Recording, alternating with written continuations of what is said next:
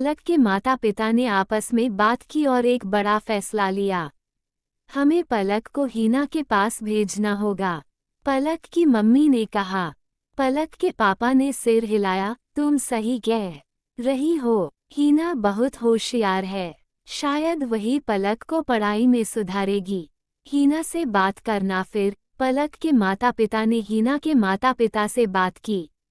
वे उसे समझाना चाहते थे कि पलक की पढ़ाई में मदद करने के लिए उसे हीना के पास भेजना जरूरी है। हम चाहते हैं कि आप पलक को अपनी देखरेख में रखें। वह पढ़ाई में पीछे चल रही है और हम सोच रहे हैं कि आप उसे मदद कर सकती हैं, पलक के पापा ने कहा। हीना के माता पिता ने खुशी खुशी सहमति दी, लेकिन इससे भी बड़ी बात ये थी कि पलक के माता पिता ने हीना से कहा, हम जानते हैं कि आप पलक को अच्छे से पढ़ा सकती हैं, लेकिन अगर ज़रूरत पड़े तो आप उससे जो चाहे वो कर सकती हैं, ताकि वह बेहतर छात्रा बन सके। हीना के चेहरे पर खुशी की लहर दौड़ गई।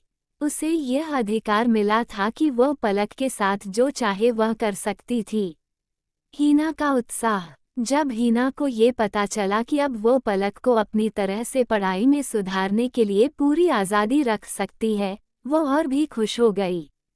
उसे यह सोचना भी अच्छा लगा कि अब वो पलक को अपने तरीके से सिखाएगी, उसे और ज़्यादा डराएगी, ताकि वह पढ़ाई में सफल हो सके।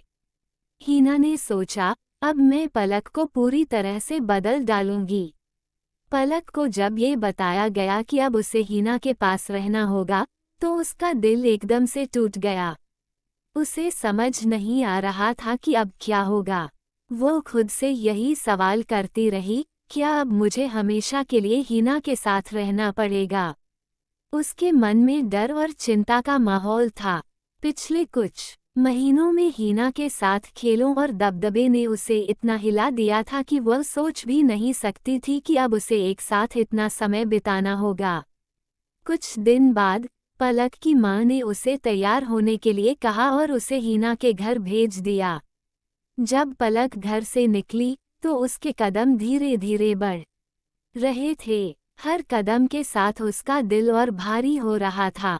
हीना के घर की ओर बढ़ते कदम पलक के पैर जैसे अपने आप हीना के घर की ओर बढ़ रहे थे, लेकिन उसका मन कहीं और था।